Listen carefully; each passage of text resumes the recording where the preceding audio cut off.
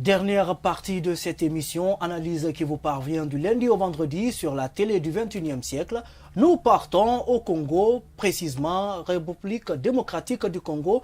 On en est donc en théorie à J-2 de la date officielle de publication des résultats provisoires de la présidentielle. Et avant cette échéance, les appels en direction de la commission électorale se multiplient. L'Union africaine et la conférence épiscopale demandent à ce que le verdict des urnes soit respecté. Voilà, Idrissa Condé, dans cette émission, nous suivons ce feuilleton depuis quelques années.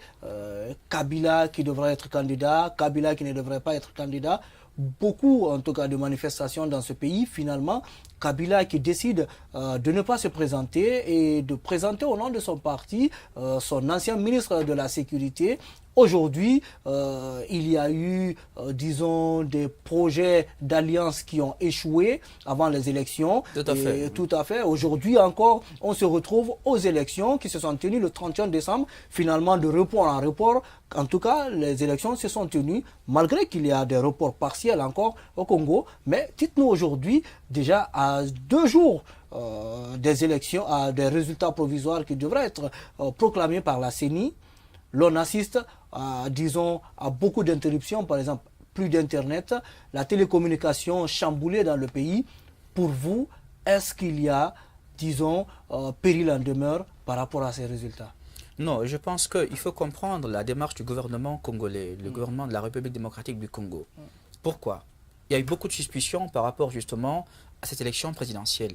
Vous avez suivi que Jean-Pierre Bemba, qui était à la Cour pénale internationale, a été acquitté et qu'il est revenu pour se présenter comme candidat à cette élection présidentielle, que sa candidature n'a pas été validée par la Cour constitutionnelle. Vous avez vu le cas de Vital Kamerhe, qui a été justement retenu de l'autre côté. Et vous voyez le cas du candidat de Chadari, le candidat du président Kabila, qui est président de la République sortant. Vous voyez également le cas du fils de Tshisekedi, l'opposant historique, et qui est un parti très important également en RDC. Donc, il y a une suspicion légitime par rapport justement à l'ancrage démocratique en RDC. Et vous voyez que les gens avaient commencé à publier les résultats par SMS. Et avaient commencé, chacun disait, j'ai gagné, j'ai gagné, j'ai gagné. Pour arrêter les suspicions par rapport aux résultats. Et le gouvernement a rappelé que seule la Commission électorale nationale indépendante congolaise est compétente pour rendre les résultats de l'élection présidentielle. Vous avez vu au plan multilatéral les réactions des capitales étrangères, notamment Washington. Le gouvernement américain a rappelé au gouvernement de la République démocratique du Congo la nécessité pour les États-Unis que le Congo publie les vrais résultats, les résultats exprimés par le peuple congolais. Et également, l'Union européenne a demandé à ce que la décision du peuple congolais soit respectée. Vous avez suivi également la mission d'observation électorale de l'Union africaine dirigée par l'ancien président de la République du Mali, Yankunda Traoré, qui a supervisé au compte de l'Union africaine le processus électoral en RDC et qui a dit que les difficultés qui ont été enregistrées au niveau des bureaux de vote en ce qui concerne l'encre, les bulletins de vote et tout le processus ne sont pas de nature à entacher la crédibilité de ce scrutin. Finalement, et on a qu'il est très important que les Nations Unies et l'Union africaine sont unanimes par rapport à cet état de fait. Mais évidemment, parce que vous savez, une élection n'est pas parfaite. Une élection, c'est par rapport à la crédibilité. Est-ce que les Congolais sont allés voter? Oui. Est-ce qu'il y a eu des difficultés dans certains bureaux de vote? Oui. Quelle est la nature et quelle est la gravité de ces irrégularités? Est-ce qu'elle peut porter atteinte à la crédibilité et à la qualité de l'élection présidentielle? L'Union africaine a dit non. L'Union européenne également demande simplement le respect parce que pourquoi l'Union européenne est inquiète et les États-Unis? C'est par rapport justement au fait qu'on a coupé toutes les télécommunications. Et donc, le gouvernement...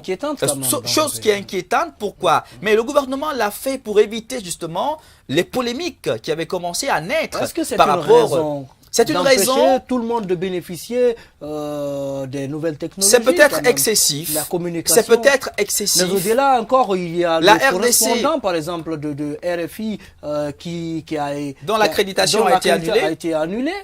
Finalement, oui. On a l'impression qu'il y a une façon de faire une même base sur ces résultats. Je n'apprécie pas, c'est vrai, beaucoup l'attitude du gouvernement congolais.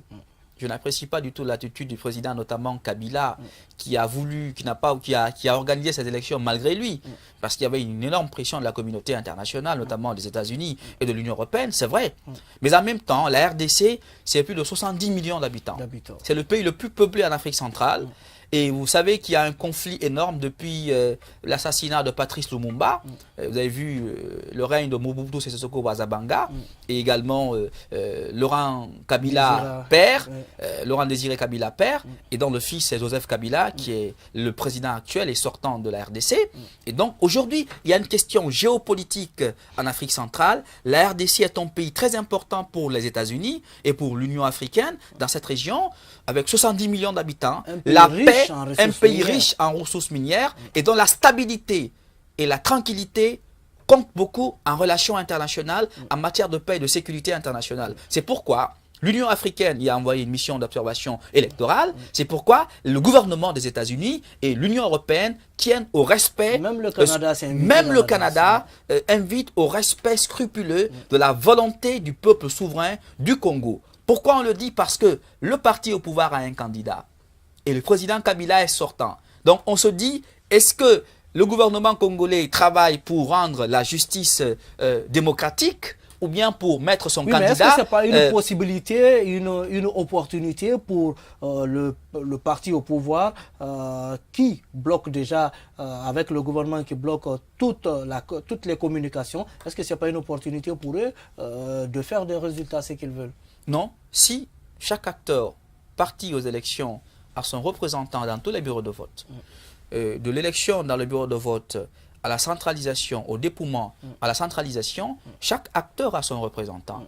Donc il appartiendra aux différents partis politiques candidats en liste à ces élections de veiller à la transparence du scrutin et de relever toutes les insuffisances pour constituer le contentieux électoral. Mais avant cela, il est de leur responsabilité de veiller à ce que leurs représentants dans les bureaux de vote n'avait-il pas de mesures pour empêcher les gens de communiquer les résultats au lieu d'empêcher quand même vous savez, c'est pour, moi, c'est vrai que je suis contre la restriction intégrale de la liberté des communications, mais en même temps, je comprends la nécessité de restreindre notamment l'Internet pour éviter le chaos dans le pays, pour éviter le chaos. Imaginez un scénario d'un pays de 70 millions d'habitants où des candidats en liste se déclarent chacun victorieux. Chacun dit, le candidat du parti au pouvoir dit j'ai gagné, le candidat du MLC de Tshisekedi dit j'ai gagné, le candidat de Jean-Pierre Bemba dit que j'ai gagné, le Vital Kamerhe dit que j'ai gagné. Donc il y a une cacophonie totale qui s'installe dans le pays. Pour éviter cela, la CENI, qui est la Commission électorale nationale indépendante, qui comprend les représentants des différents acteurs politiques, cette CENI a la responsabilité institutionnelle au plan légal de dire les résultats. Maintenant, il faudrait que ce résultat reflète la volonté du peuple souverain de la RDC. C'est la demande qui est formulée par le gouvernement des États-Unis, par l'Union africaine et par l'Union européenne. Et j'espère que le gouvernement congolais travaillera pour la paix en RDC, à la publication des résultats issus des urnes et de la volonté du peuple souverain de la RDC. Un pays marqué aussi par la religion chrétienne, en tout cas beaucoup d'organisations chrétiennes dans ce pays, qui, ma foi même, les représentants de l'Église ont demandé à ce que ces résultats, les résultats issus des urnes, soient publiés. Finalement, est-ce que vous, aujourd'hui, quand vous regardez le Congo, avec à moins de 2 jours, vous avez l'impression que les résultats sortiront sans problème? De mon point de vue, il y a un problème qui va naître. Parce que, honnêtement, je pense que le gouvernement travaille à la victoire de son candidat. Et si c'est le cas, ça veut dire que déjà, il y a une partie prise de l'État. Maintenant, la question, est-ce que le gouvernement et la Commission électorale nationale indépendante, même l'Église épiscopale, vous avez vu le message de l'Église, l'Église même demande à ce qu'il y ait la neutralité de l'administration. Le principe, c'est que l'administration est neutre. L'administration ne prend pas part au processus électoral. Mais nous sommes en Afrique, nous connaissons les réalités africaines, notamment les réalités de la RDC. Donc, le risque imminent, c'est l'intrusion de l'administration dans le processus électoral et en prenant parti pour l'un des candidats au scrutin. En ce moment, nous rentrerons dans un jeu dangereux pour la paix et la sécurité et nous espérons que le gouvernement de la RDC comprendra la nécessité de maintenir la paix et que la paix n'a de prix qu'en respectant la décision du peuple souverain du Congo. Si le peuple du Congo a élu le candidat du parti au pouvoir, tant mieux, mais si le peuple du Congo n'a pas élu le candidat du parti au pouvoir, il faudrait avoir le courage de proclamer ces résultats, seul gage du respect de la paix et de la sécurité en RDC. Voilà, bonne chance aux Congolais. Jour J-2, nous suivrons cette actualité avec beaucoup d'attention.